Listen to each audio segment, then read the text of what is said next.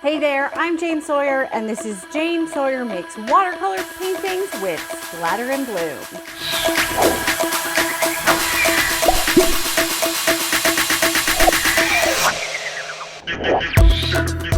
You know we love kick-ass art on a cheap-ass budget here, and one of the most affordable ways to give new creative pursuits a try is through kits. Art or craft kits will give you everything you need in one tidy package to dip your toes into a new hobby, and kits are often much more affordable than trying to assemble comparable supplies by yourself. In general, kits are more affordable than, say, taking a class, but if you purchase your kit from a small businesses really want to ensure their customers are successful, so they'll often give really good instructions, often with an accompanying video tutorial. This is the case with the kit from the small business that I'm reviewing today. This is from a small family-owned business called Splatter and Bloom. This business is owned by my online friend Kate. She's not paying me to do this, but she did send me the kit for free. I should let you know, for full disclosure, that Kate and I are internet pals, and I really want to like this kit. That said, I'm not gonna give her a good review just because we're friends. If something happens and I hate this for whatever reason, you probably won't be seeing this footage. I'll just tell Kate that I can't do the review. That will be an awkward conversation, I'm sure, but we have my integrity to protect here. With that said, I've been following Kate for a long time. I know she puts out really good stuff, and so I'm excited to dive into this. So let's open this up and see what's inside. So you can see the envelope is pretty scuffed up here. Canada Post really put this thing through the ringer. I know this kit has paint dots inside, and I'm really hoping they're still intact.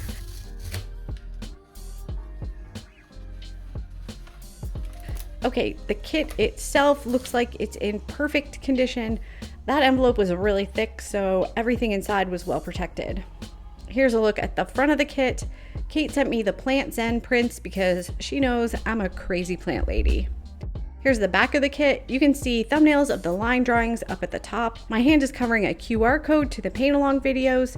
I'm just covering it because I don't know if Kate wants that public. There's a list of what's included here on the bottom left. It says 3 outlines on Arches watercolor paper. I've never used Arches paper, but people seem to rave about it, and so I'm excited to give it a try. There's also 6 paint dots that Kate has curated for the project and some brushes. So let's open it up here.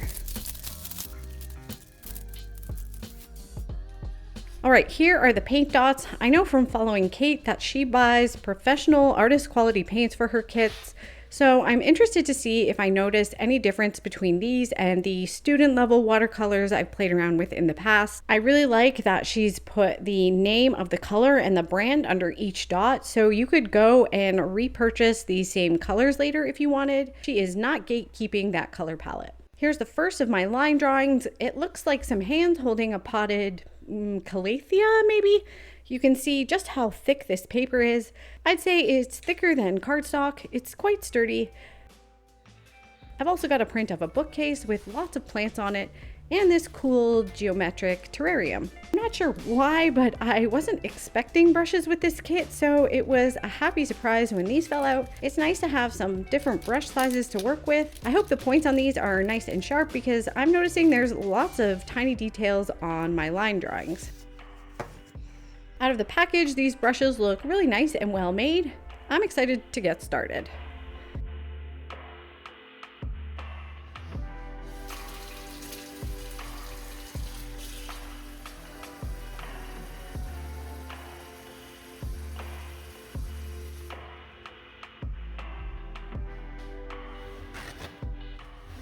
So I follow the QR code on the package and it brings up a video playlist.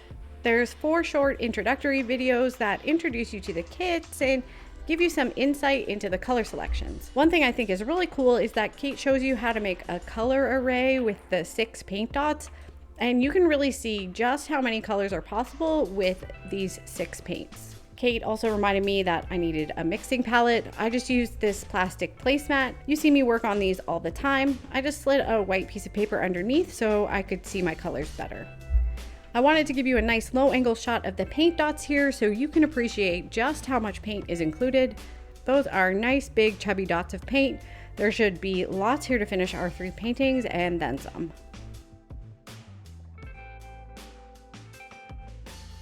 So when you start this playlist, somewhere in one of the intro videos, Kate will mention her free watercolor basics course. I want to watch these after I finish my kit. There's a lot of added value in this series, and we love the price tag of free. I think it's worth checking out, even if you've dabbled in watercolors before. There's lots of added value there. So I just kind of followed along. Kate tells you how to mix the colors for each step. She also walks you through her paint layering technique, which helps you build up different shades and tones.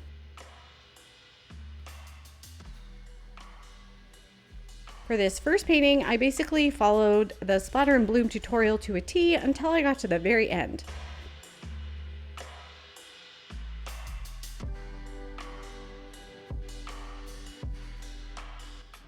I felt like there was too much stark white in the center of the painting, so I took a slightly blue tinted wash and filled in the walls of the terrarium a bit. It's very subtle. Here's a look at my finished painting. I think this looks pretty great.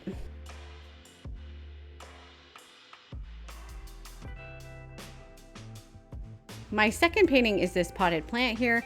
I learned a few new techniques on this one, and we continued to work with the color layering technique.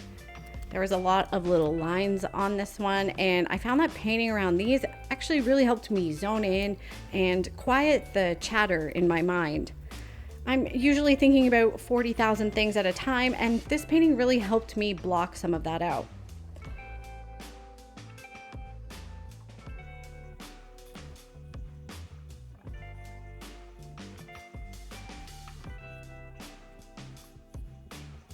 Here's my finished painting. I love how saturated my colors are in this one. With the cheaper watercolors I've used, they almost look a bit chalky if you layer them too much. I didn't find that was the case with these. You can see that indigo color on the plant pot is pretty dark, and it's still very, very saturated. No chalkiness detected.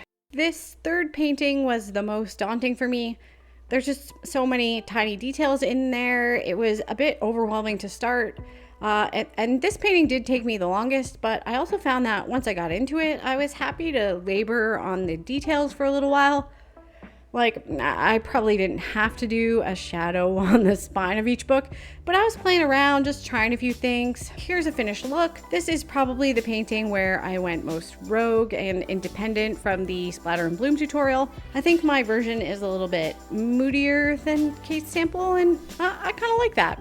With all three of the kit paintings done, you can see we still have lots of paint left over. I thought it would be fun to see if I could take what I learned in completing the kit and give it a go with my own painting. So of course I had to make my own line drawing. So I took a picture of this spooky plant that I sculpted. I'll leave a link to that video in the description. I converted the image to black and white and made it transparent so I could still see all the shapes and shadows, but it wasn't super black. I printed that out, then traced it with a felt tipped pen. I scanned that into my photo editor and turned up the brightness and the contrast to make the grayscale image disappear. Then I printed that out on a piece of watercolor paper I had cut down to fit in my printer. The watercolor paper I have is pretty flimsy and floppy compared to the nice arch paper that comes in Kate's kit. I also noticed that the paint was a lot more streaky on that paper. You can definitely see that here. There's a lot of splotches in the green of the leaf. I'm certain that's from the paper, not from my application. But I persevered using my layering technique like Kate taught me, starting with large areas of color, then building up darks and details on top. I did find it a bit tricky to get really darks.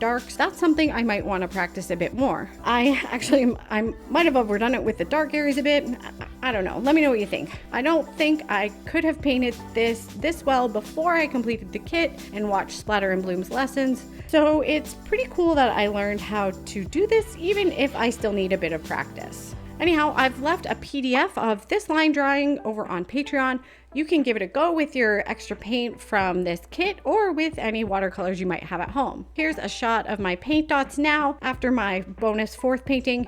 You can see there's still lots of paint left, and so I can make more paintings if I want to. but we're gonna end this project here. So what are my final thoughts on this kit? Do I think it's a good value? Do I think it's worth your money? For the price of your kit, you get the opportunity to test out some really good quality art supplies. Kate, in her narration, talks about your watercolor journey a lot, and I think this sentiment is really expressed through her kit and all the supporting materials she's prepared. Not only is Kate helping you be successful in your kit, but she's also setting you up with skills that you'll be able to build upon to get better with watercolors. Each of these paintings took me about 2 hours to complete, so for the price of the kit, that's about 6 hours of entertainment. I'm also finished with a really nice set of coordinated paintings. And no question, these paintings are definitely frame worthy, you know, unlike some of those paintings you might make on one of those paint and sip nights. With this kit, I'm left with a really beautiful final product. There's no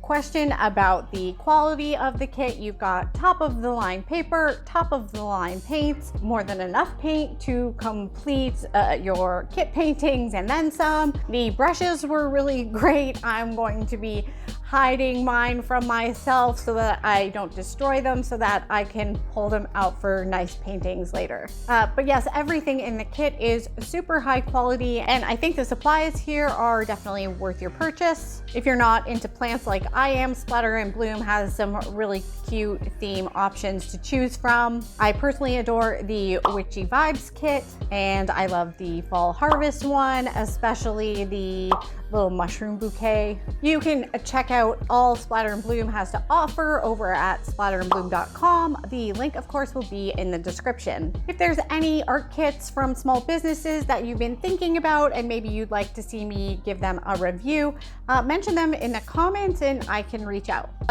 Give this video a like if you liked it. If you didn't like it and watch this far, thanks anyways. I'll share some more pictures of my finished kit paintings and my additional spooky plant painting on all my socials. I'm at Jane Sawyer Makes on everything. I've also written an article about this project over at janesawyermakes.com. Subscribe to my channel, go try something creative and new, and I'll see you on the next one.